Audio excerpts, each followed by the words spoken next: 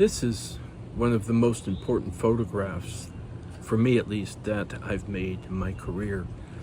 I was getting ready to head off on the In Search of America project, and I received an email asking me if I would be interested in an assignment to photograph the 50th anniversary of Bloody Sunday in Selma, Alabama. And of course I said yes. And it was a two-day event essentially, Saturday and Sunday, but the main day was Sunday. That was the day of the pilgrimage, or the walk across the Edmund Pettus bridge to pay homage to those that walked across it and were beaten, and some died 50 years before. Anyhow, I went down, and Sunday morning I wanted to get an early start, and I actually started walking the streets about 5:30 in the morning. And then about 8 o'clock, give or take, I noticed people starting to walk across the bridge and back as part of their pilgrimage.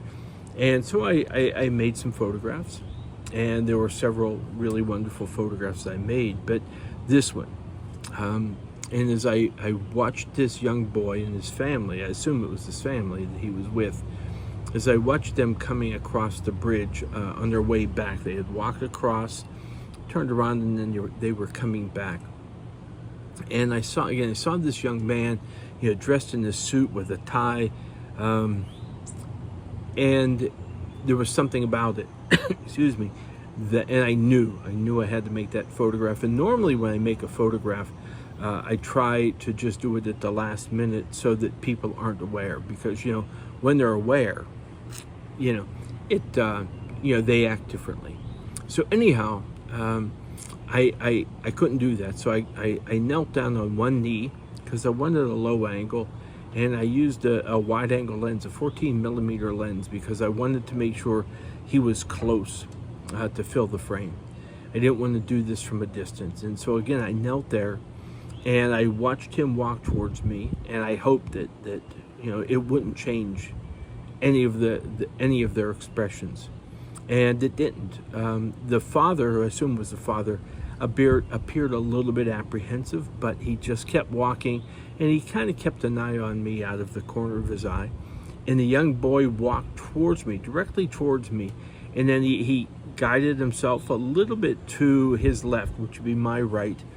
And then he just, for whatever reason, he grabbed his tie, and I made the photograph right then. And for me, the symbology of this photograph, and for me, symbology is vitally important in an image, especially an image telling the story of such an auspicious anniversary. But anyhow, here's this young man, the Edmund Pettus Bridge, with the name Edmund Pettus Bridge on the bridge itself in the background, the immediate background. Excuse me. And then this young African-American boy, right in the foreground of it. His head is held high, and not unnaturally high. It was just held high.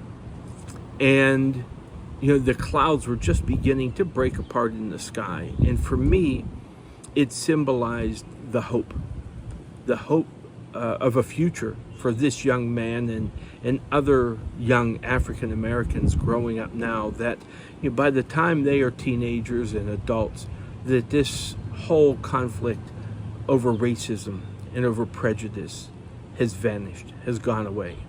But again, that's how I ended up making this photograph.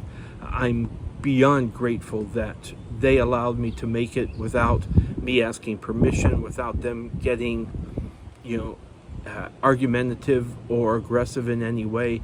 They just allowed it to unfold. I allowed it to unfold, and divine magic happened. And again, that's the story behind this photograph.